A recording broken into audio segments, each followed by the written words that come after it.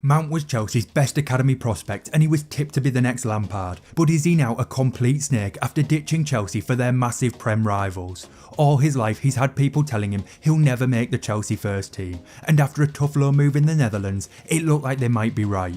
That was until he turned it up a gear and produced some of his best performances yet. He's been called one of the best in Europe, but actually he had 3 huge bits of luck that helped him get into the first team. Seriously, he won the lottery. At the end, we'll look at why he's turned against the club that gave him everything. Is it for football reasons, or is it something else? I also want to talk about why I think he'll have the best season of his career under Ten Hag. I don't think I've ever covered a more dedicated player on this channel. Getting laughed at for confessing his dream of being a pro footballer made him more determined than ever to reach his goals. Mason was born in Portsmouth on the 10th of January 1999. He grew up playing football for his local team Boar Hunt Rovers.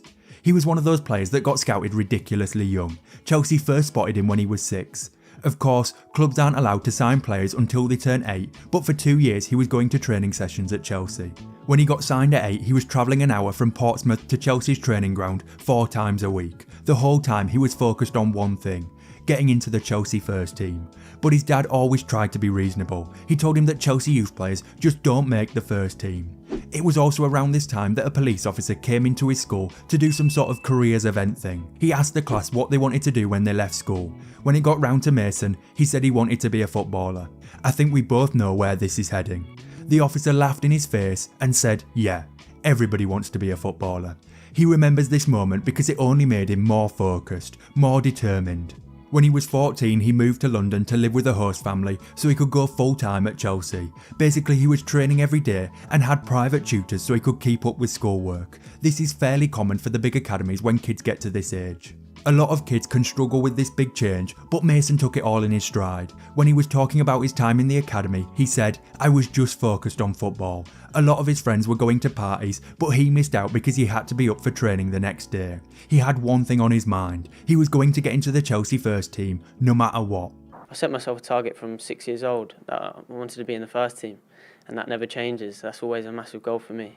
But his hard work was paying off, seriously. He was one of the best players in the academy. It got to a point where first team players were even going down to watch the academy boys play because they'd heard about this young kid who was tearing it up. When he was 15, he was playing for the under-18s. They won the FA Youth Cup and UEFA Youth League, which is basically the Champions League. Then the next year he captained them to the under-18s Premier League and the FA Youth Cup again.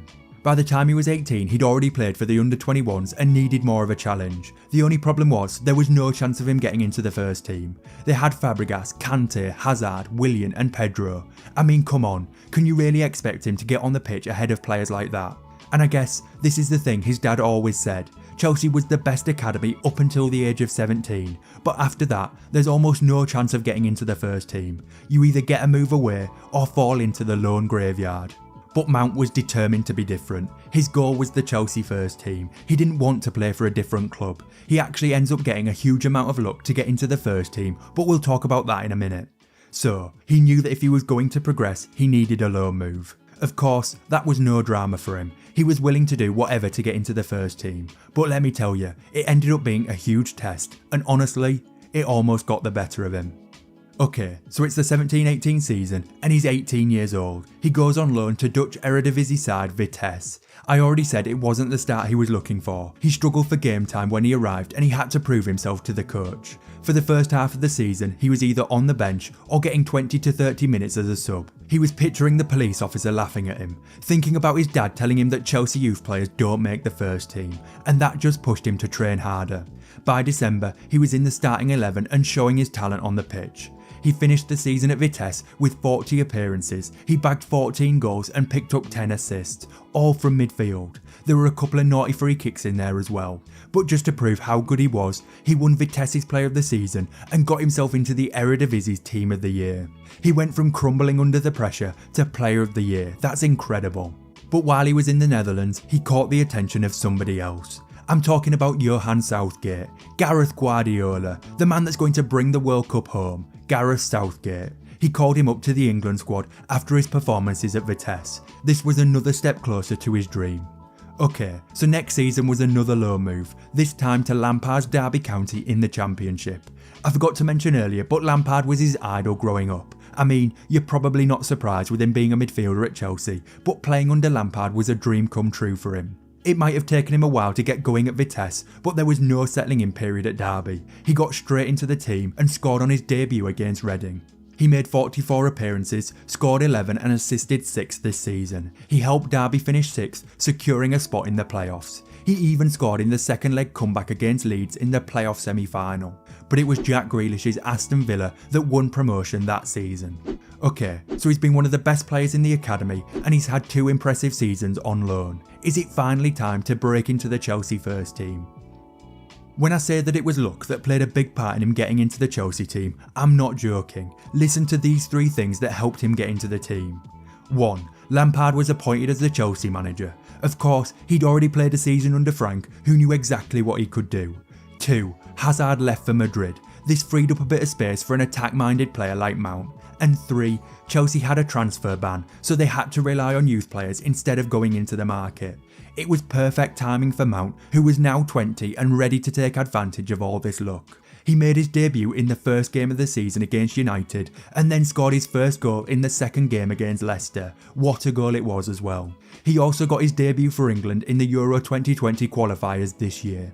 So in his first season, Chelsea finished 4th and got to the FA Cup final but got beat by Arsenal. Mount finished with 53 appearances, he scored 8 and assisted 6. The next season was the 2021 season. Chelsea made a lot of signings in the summer, but Mount kept his place. Lampard was sacked midway through the season, and when Tuchel arrived he was full of praise for Mount. He said he has the full package, mentally, in terms of talent and physically. He also said he was one of the best players in Europe. Of course, this was the season that Chelsea won the Champions League and Mount assisted Havertz's winning goal in the final. He made 54 appearances, scored 9 and assisted 9. He won Chelsea's Player of the Season and featured in the Champions League Team of the Season, but it was only going to get better for him. In the 21-22 season, Chelsea won the Super Cup and the Club World Cup. He was Chelsea's Player of the Season for the 2nd year in a row, but he also found himself in the Ballon d'Or rankings. He came 19th. 21 years old and coming 19th in the Ballon d'Or. All his hard work was paying off. He made 53 appearances, scored 13 and assisted 16. Now you might have noticed a couple of things. 1. He's made over 50 appearances for the last 3 seasons. That's an insane amount of game time and it's going to come back to bite him soon. And 2. He's been putting up bigger numbers each season. 13 goals and 16 assists from midfield is incredible.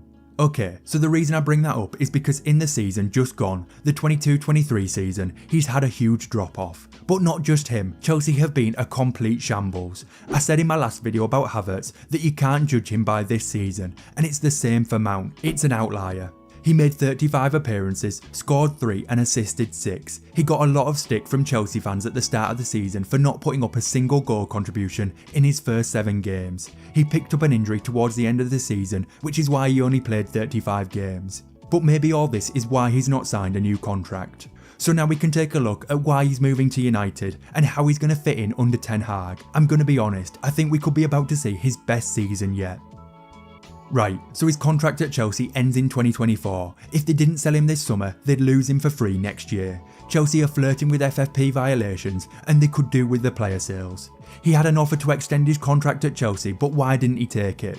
Well, he felt he deserved more money and there were some issues with image rights. Look, when you've got Sterling on 300 grand a week and Chelsea won't offer their back-to-back player of the season 250 grand, there's no surprise he doesn't feel valued by the club.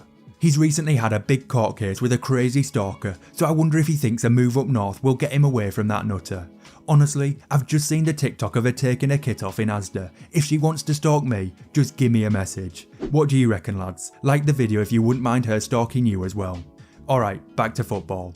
I know Todd Bowley's had some howlers over the last year, but this feels like one of his worst, letting their best player for the last couple of seasons, a player that's Chelsea through and through, go for 60 million to a rival. Whether you think Mount's worth 60 million or not, you can't argue that he doesn't make United stronger. So what do we think? Is Mount a traitor for ditching Chelsea and going to United? Well, maybe this will help you make up your mind. I said earlier that Lampard was his idol when he was a kid, but actually there were 2 more players he was a massive fan of as well. David Beckham and Cristiano Ronaldo. And to be honest, he's never claimed to support Chelsea. He's always said he's a Portsmouth fan. In fact, one of his earliest football memories is watching United versus Portsmouth at Old Trafford. So I don't know, Chelsea fans, let me know what you think. Right then, let's quickly look at why King Eric wants Mount at United.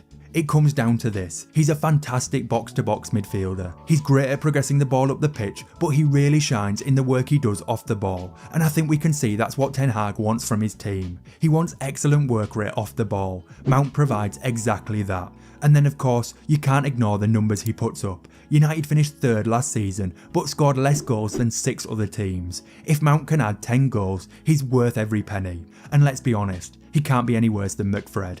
But of course, I want to know what you think. Is Mount the right signing for United? Is he a snake for ditching Chelsea? Let me know in the comments. Havertz is another player that's ditched Chelsea's sinking ship. If you want to hear his story and how he'll help Arsenal win the Prem next season, click the video on screen.